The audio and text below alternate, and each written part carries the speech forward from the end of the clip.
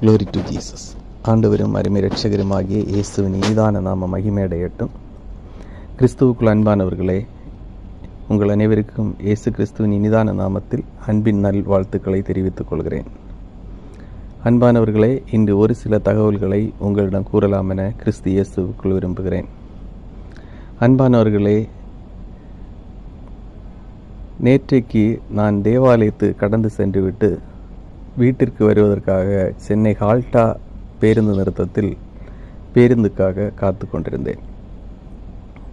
அந்த நேரத்தில் என்னை தெரியாத ஒரு நபர் அவருடைய இருசக்கர வாகனத்தில் எனக்கு முன்பாக வந்து நின்றார்.